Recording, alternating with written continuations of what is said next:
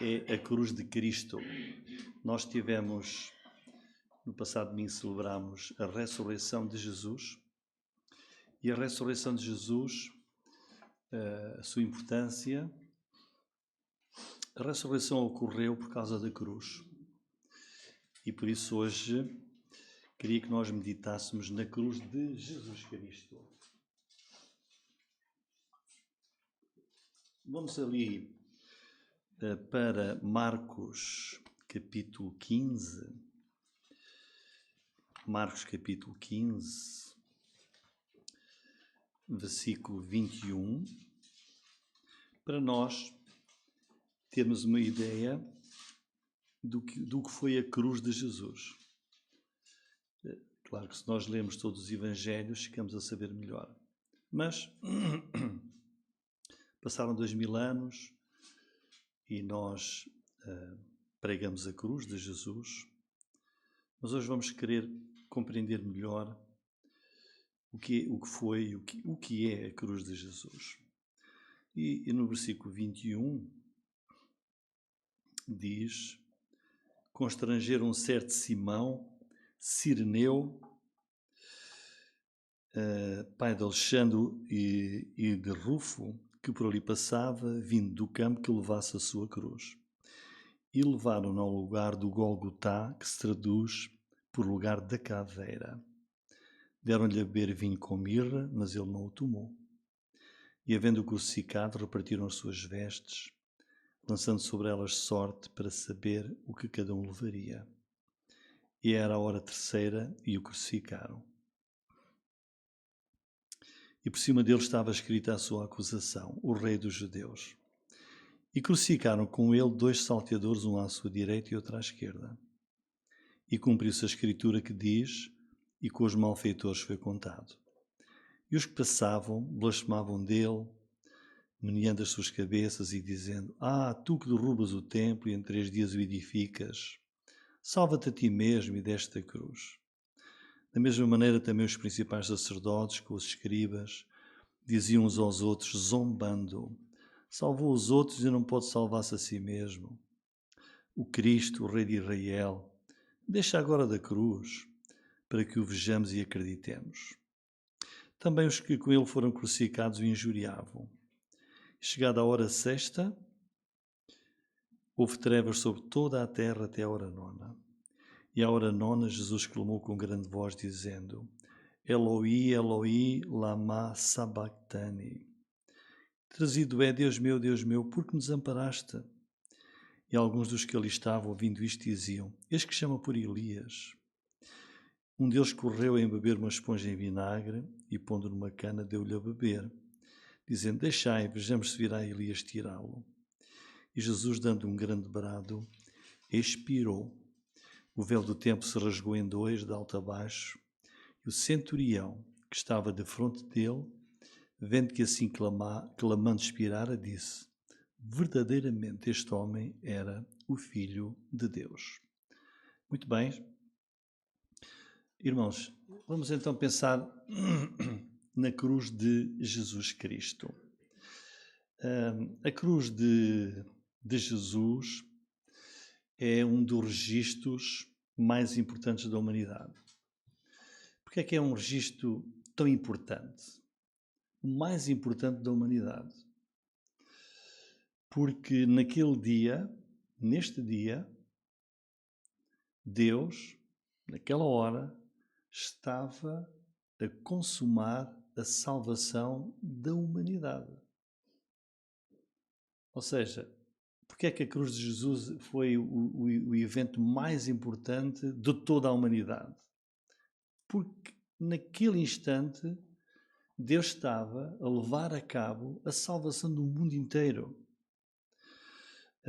A cruz de Jesus é o coração do Evangelho. A cruz é o centro do Evangelho. E nós precisamos de ter uma compreensão clara do que é a cruz. E vou lançar uma pergunta para pensarmos. Tu sabes o que é a cruz? Nós podemos ter uma ideia. Porque o que é que nós aprendemos com a cruz de Jesus?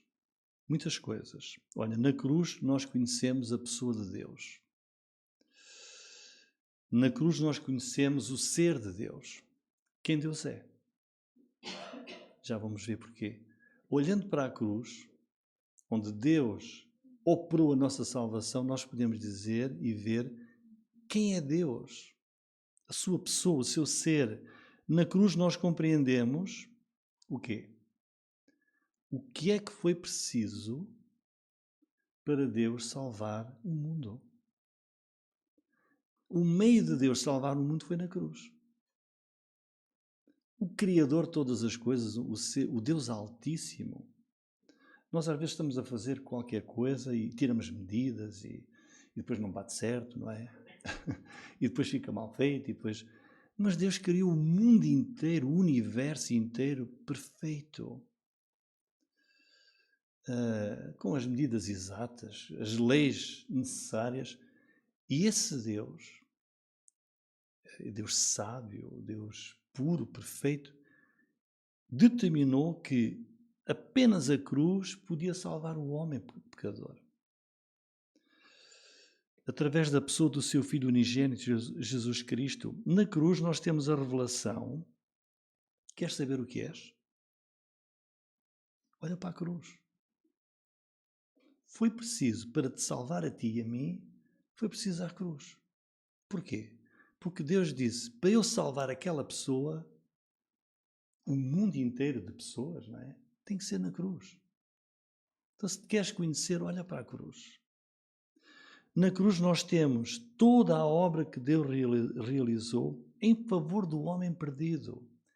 Diz, todos pecamos e destituídos estamos de quê?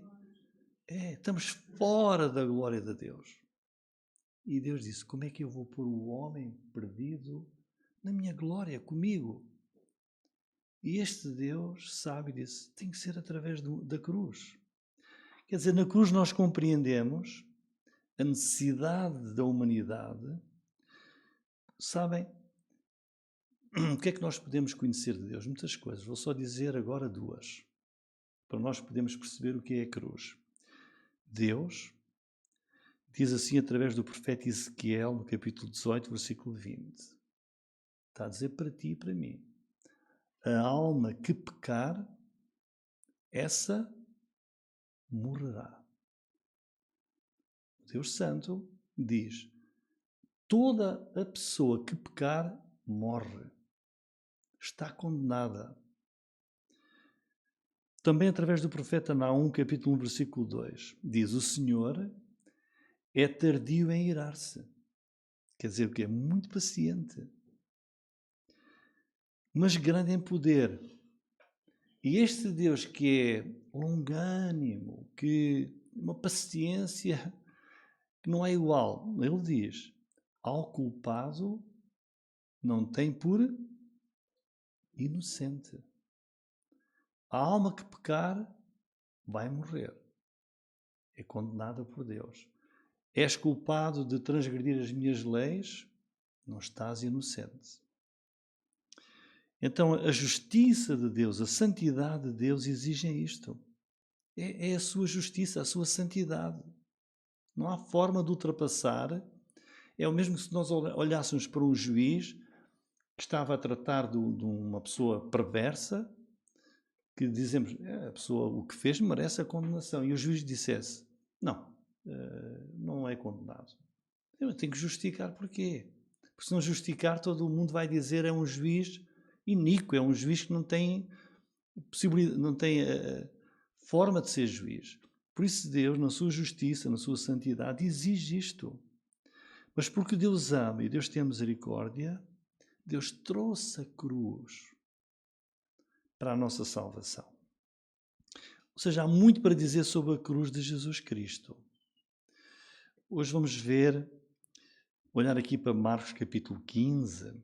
Nós lemos, por exemplo, no versículo 34, Jesus a clamar lá pendurado na cruz, Eloi, Eloi, lama sabachthani, que traduzido é, dada a altura da sua crucificação, da hora terceira até à nona, 6 horas, naquela agonia. Dada altura, Jesus grita isto: Deus meu, por que me desamparaste?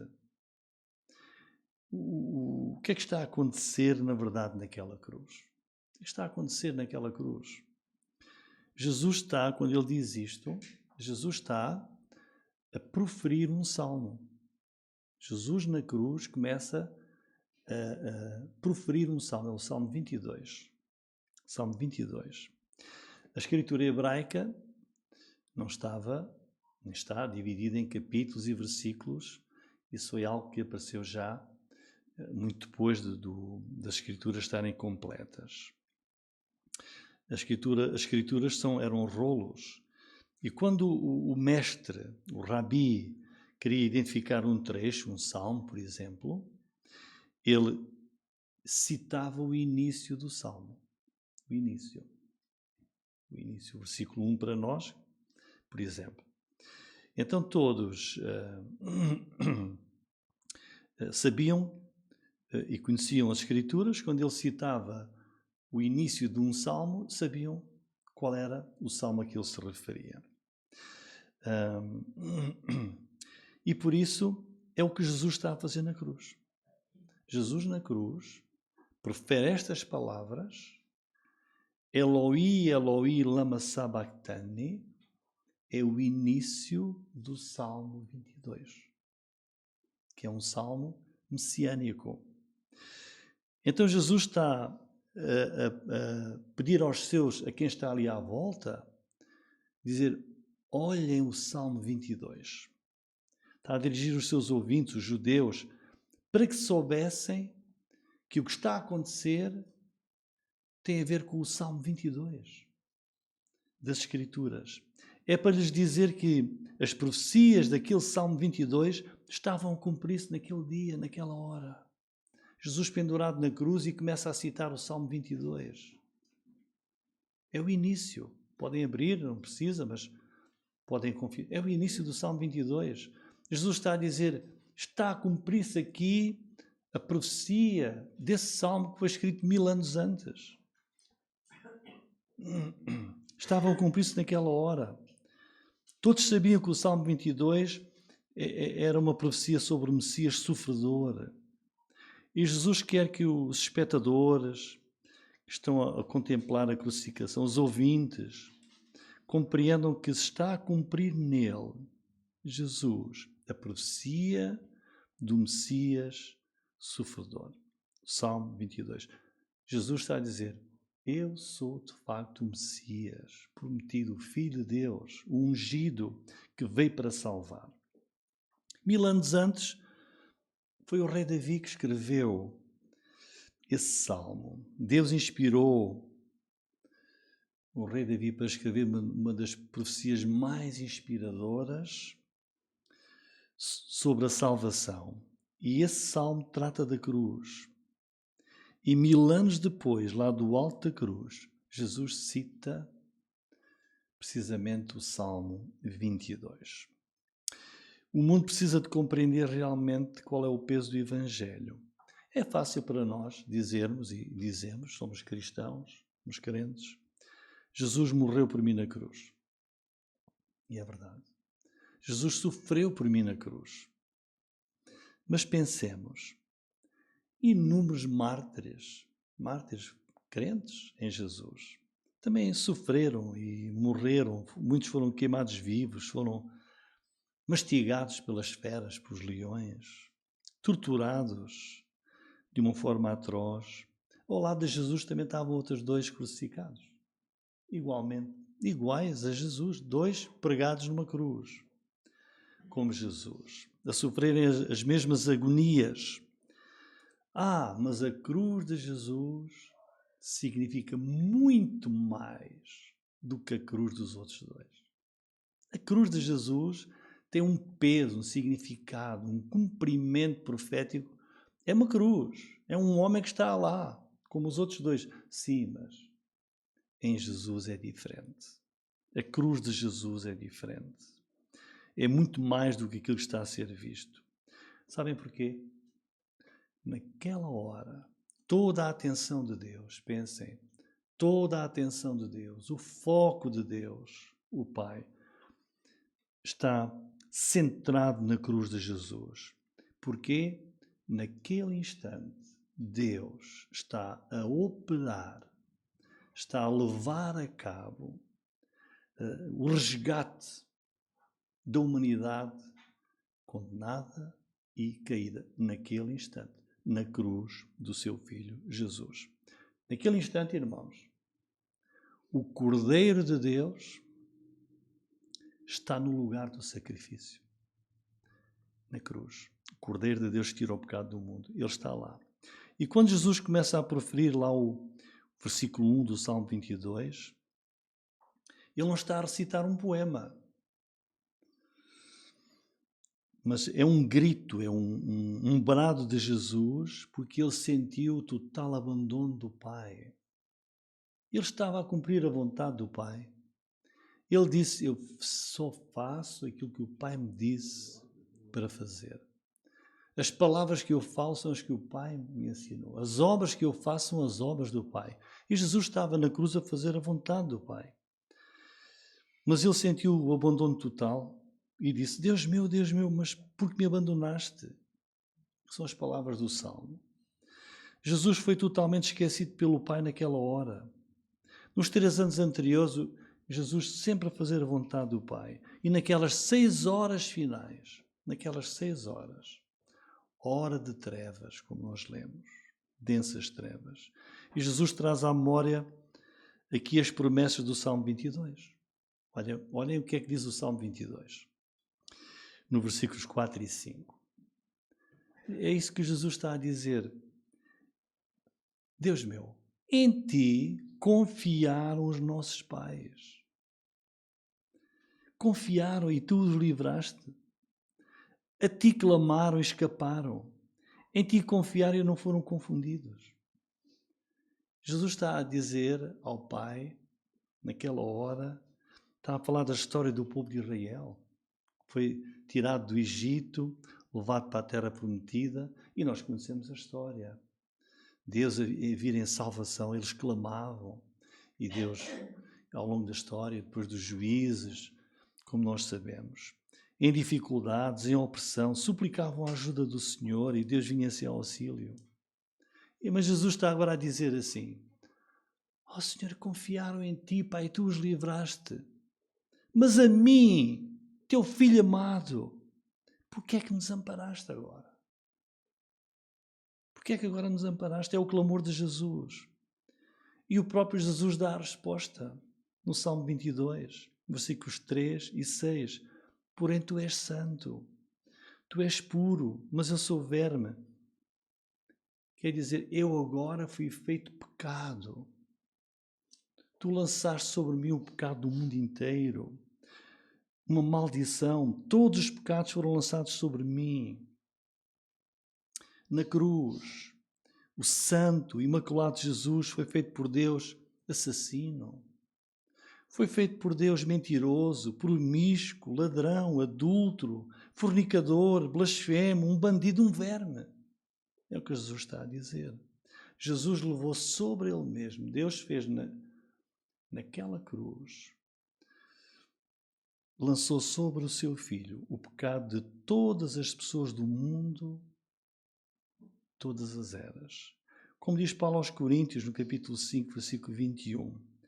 Àquele que não conheceu o pecado, àquele que nunca errou, nunca pecou, nunca transgrediu, mas foi perfeito, que é Jesus, esse que nunca conheceu nenhum pecado, puro, perfeito, o fez pecado por nós, para que nele fôssemos feitos justiça de Deus, para nós obtermos a justiça de Deus. É isso que é a cruz de Jesus. É isso que é.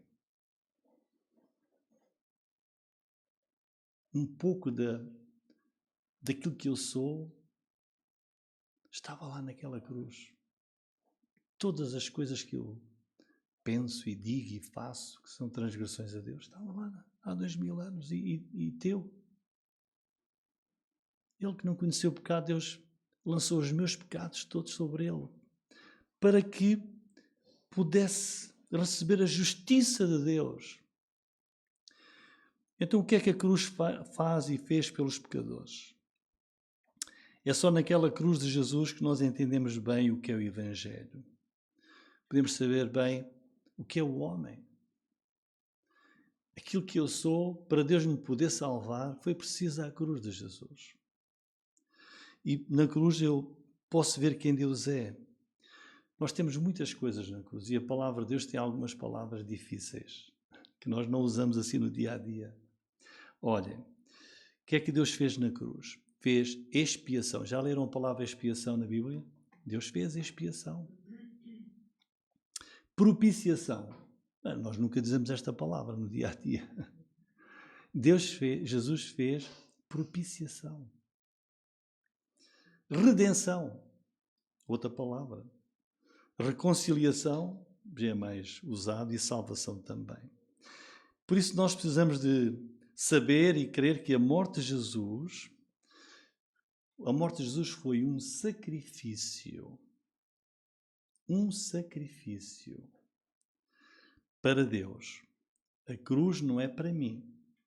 Entende? Nem para ti. Nós olhamos para a cruz, é para Deus. Deus estava a usar a cruz de Jesus, aquele sacrifício, para expiação, propiciação, redenção, reconciliação, salvação. E Jesus morreu e depois ressuscitou dentre os mortos. Expiou o nosso pecado, propiciou a ira de Deus, resgatou o pecador, reconciliou o homem com Deus, justificou o nosso pecado. Deus imputa, lança sobre o pecador a justiça de Cristo e adota-nos como seus filhos, faz do homem uma nova criatura. Lavou os nossos pecados no sangue de Jesus. Diz, mas não faz sentido para mim, mas era necessário para Deus. Foi assim que Deus determinou. Então vamos só pensar, não muito profundamente, por causa do tempo, o que é que a cruz fez. Expiação. Expiação. Na cruz foi feita expiação. Expiação quer dizer cobrir, perdoar pecados. E nós só entendemos isto bem se nós olharmos às lições do Antigo Testamento. Deus começou logo, não é? A dar as primeiras lições no Antigo Testamento para nós podermos depois compreender. Em Levítico capítulo 16, versículo 3, no Antigo Testamento, lemos assim: com isto Arão, que era o sumo sacerdote, entrará no santuário com um novilho para expiação do pecado e um carneiro para o holocausto. E no capítulo 17 de Levítico, versículo 11, diz: porque a alma da carne está no sangue, pelo que vos-lo tenho dado sobre o altar, para fazer expiação pelas vossas almas. Porquanto é o sangue que fará expiação pela alma. Isto é o que diz o Antigo Testamento. Quer dizer, o Antigo Testamento está-nos aqui a dar a lição, a preparar-nos para Cristo. Como é que a expiação pelo pecado era conseguida?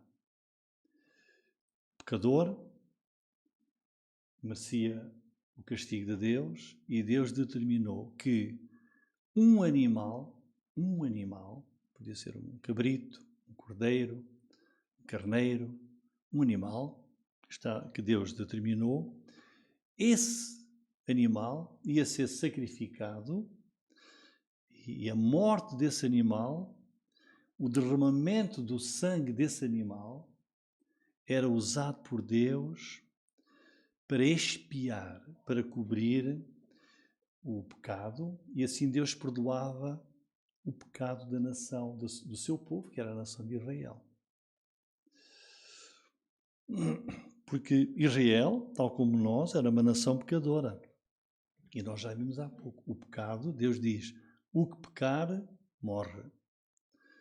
Deus não tem por inocente o pecador. aos olhos do Deus santo e justo. Então, todo o pecado tem de ser, olha, aos olhos de Deus, todo o pecado tem de ser perdoado. Estão a ver? Para a pessoa poder ter vida com Deus, o pecado dessa pessoa tem de ser perdoado. E como é que ele é perdoado? Com um animal. Não é?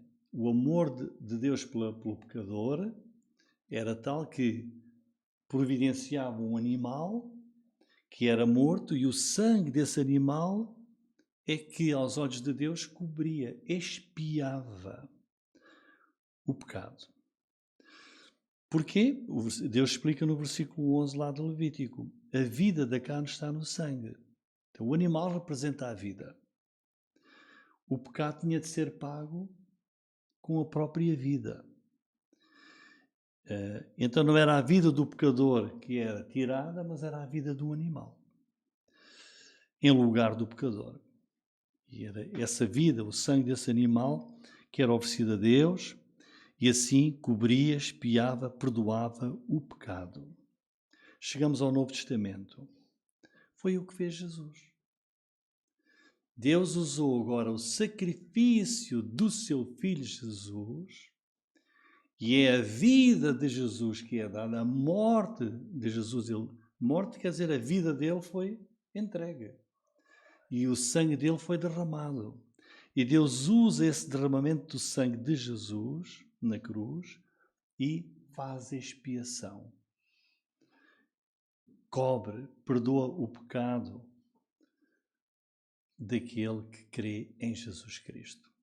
Então a cruz de Jesus foi usada por Deus como expiação para cobrir, para perdoar o nosso pecado. Outra palavra difícil é propiciação. O que é? Propiciação, uma palavra que encontramos, por exemplo, em Êxodo capítulo 32, versículo 30. Propiciação é uma oferta. Uma oferta.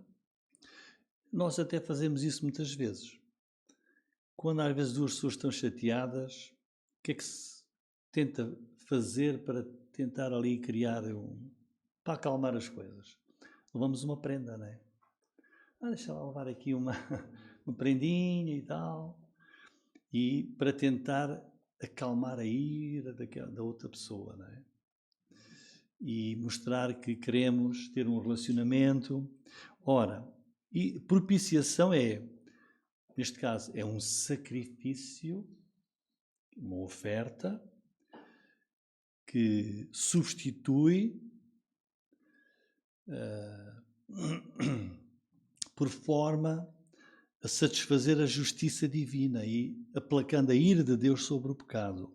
Vejam o que diz no Antigo Testamento, Êxodo 32:30. Moisés disse ao povo: vós cometestes grande pecado.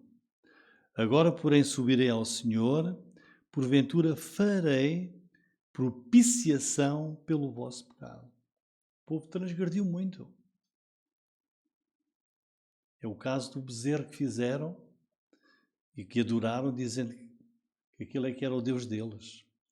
E Deus lançou a sua ira sobre a nação, e Moisés diz: foi um grande pecado. Eu agora vou ao Senhor e vou fazer propiciação, quer dizer, algo tem de ser feito, propiciação pelo vosso pecado.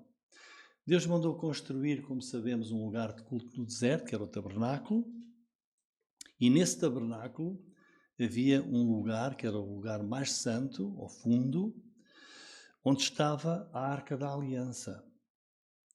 A Arca da Aliança. E a tampa dessa arca tinha 2 querubins, chamava-se propiciatório.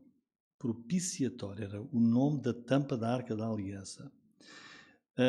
Por causa do pecado das pessoas, então Deus estabeleceu: vai haver um dia, que é o chamado dia da expiação, um dia em que eu vou perdoar o pecado de toda a nação de Israel. Porque se não fosse feito esse dia de expiação, a justiça de Deus, a santidade de Deus, levaria que Deus iria castigar a nação pecadora. E, portanto, como é que era feito? Nesse dia da expiação, o sumo sacerdote entrava lá nesse santuário, levava consigo o sangue do animal que tinha sido sacrificado e ele aspergia lá o propiciatório, a tampa da Arca da Aliança, com esse sangue do animal que foi sacrificado. E esse sangue do animal que foi sacrificado para cobrir o pecado da nação, propiciava, aplacava a ira de Deus sobre o pecado. Ia satisfazer as exigências do Deus Santo. Para perdoar, tinha de ser assim. Quando nós chegamos ao Novo Testamento, nós lemos que a cruz de Jesus foi a nossa propiciação. A cruz de Jesus aplacou a ira de Deus sobre o pecador. Olha o que é que diz 1 João 2,2. Diz, e ele, Jesus, olhem, é a propiciação pelos nossos pecados. E não somente pelos nossos, olhem, mas também pelos de todo o mundo. Então a cruz de Jesus, Deus determinou que Jesus, para nos salvar, tinha que ser numa cruz, e aquele sangue foi em propiciação para aplacar, para satisfazer a ira de Deus e ele assim nos poder perdoar. Também 1 João 4,10 diz, nisto está o amor de Deus, não é que nós tenhamos amado a Deus, mas em que Ele nos amou a nós e enviou o seu Filho para propiciação pelos nossos pecados. Então, naquela cruz, Deus puniu o pecado e a justiça de Deus, da sua santidade, foi satisfeita. A ira de Deus sobre o pecado foi aplacada, foi apaziguada. Porquê? Houve o sacrifício do seu Filho em nosso lugar. É a cruz de Jesus que nos salva da ira de Deus sobre o pecado. Portanto, irmãos, não tenhamos ilusões quanto à pessoa de Deus. Se a ira de Deus não for satisfeita, não for acalmada, não for aplacada a ira de Deus sobre o pecado, não podemos ter salvação. E a cruz de Jesus foi a propiciação pelo nosso pecado e o pecado de todo o mundo. Outra palavra é redenção. Uma palavra também bíblica, difícil. O que é a redenção? Redenção é o resgate de a salvação de alguma forma de escravidão, de prisão, em que alguém se encontra. Alguém paga um preço e resgata, liberta, salva essa pessoa. Então, redimir significa resgatar. O mundo, o homem pecador, está cativo, está debaixo da condenação do pecado, é escravo do pecado, está debaixo do domínio das trevas, de Satanás. Ele é quem dirige a mente e o querer do pecador. Mas a cruz de Jesus foi a nossa redenção. Como diz Marcos 10,45, diz assim, porque o Filho do Homem também não veio para ser servido, mas para servir e dar a sua vida em resgate de muitos. Deus resgatou-nos da condenação do pecado, resgatou-nos, tirou-nos da possessão de Satanás para lhe pertencermos. Quer dizer, Jesus comprou-nos, redimiu-nos. Olha o que diz Colossenses 1, 13 e 14, que diz que Jesus, ou o qual nos tirou da potestade ou do poder das trevas, então Deus transportou-nos, diz a seguir, para o reino do Filho do seu amor, em quem temos a redenção, pelo seu sangue, a saber, a remissão dos pecados. Então, na cruz de Jesus, houve esse resgate. Jesus comprou-nos das trevas, comprou-nos do domínio de Satanás, comprou-nos da condenação para a salvação. Foi pela cruz, foi pelo sangue que o Senhor Jesus nos salvou. Por isso Paulo aos Coríntios diz em 1 Coríntios 5:20: fostes comprados por bom preço. E o bom preço foi a cruz de Jesus. Por último, reconciliação. Que mais é a cruz de Jesus? Reconciliação. Jesus reconciliou, restaurou a comunhão entre Deus, o Deus Santo, o Deus Justo, com o homem pecador.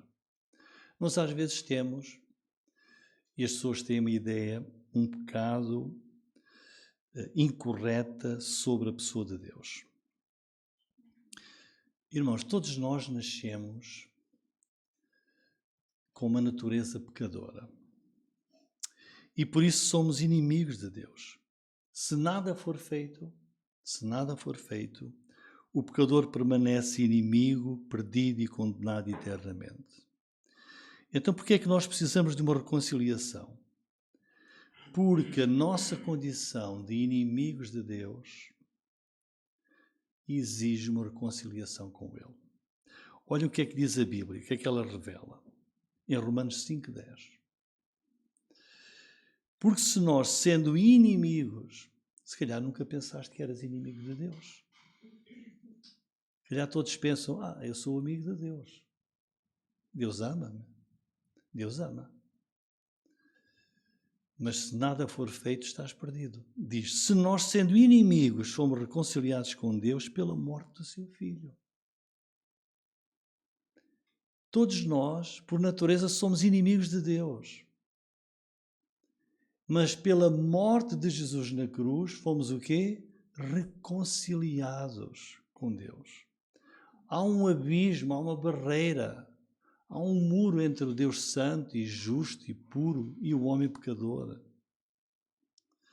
Veja o que é que diz Colossenses 1:21. A vós também que noutro tempo éreis inimigos pelas vossas obras, mas agora, contudo, vos reconciliou. Eu era inimigo, mas pela cruz de Jesus fui reconciliado.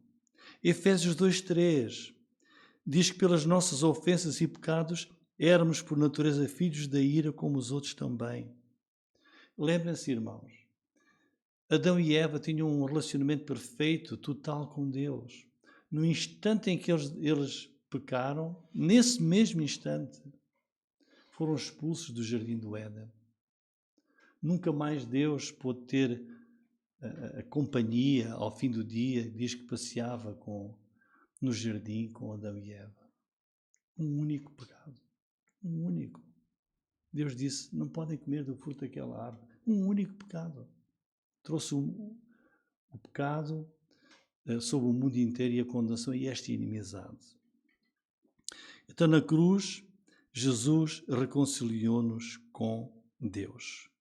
Como diz Efésios 2:13-16. Mas agora, em Cristo Jesus, ou seja, na sua cruz, vós que antes estáveis longe, já pelo sangue de Cristo, sangue da cruz, chegastes perto, Ele é a nossa paz, derrubando a parede da separação que estava no meio, na sua carne, ou seja, na sua cruz, desfez a inimizade, e pela cruz reconciliáramos com Deus, matando com ela, com a cruz, as inimizades.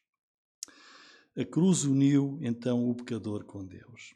A barreira foi quebrada e veio a reconciliação. Irmãos, para concluir, com estas maravilhosas palavras das Escrituras, que eu vou ler, Colossenses 1:20. E que, havendo por ele feito a paz pelo sangue da sua cruz, por meio dele reconciliasse consigo mesmo todas as coisas. E tudo isto provém de Deus, segundo aos Coríntios 5:18 e 19, que nos reconciliou consigo mesmo por Jesus Cristo. Isto é, Deus estava em Cristo, reconciliando consigo o mundo. Esta é a maravilhosa cruz de Jesus, irmãos. O poder do Evangelho, o poder da salvação, estava na cruz de Jesus. É por isso que precisamos de entender o que é e qual é o poder da cruz de Jesus Cristo. Que nós possamos guardar isto no nosso coração e dar graças a Deus por esse tão grande amor, que nós, embora não possamos compreender totalmente, foi apenas pela cruz de Jesus que Deus nos pôde salvar. Amém.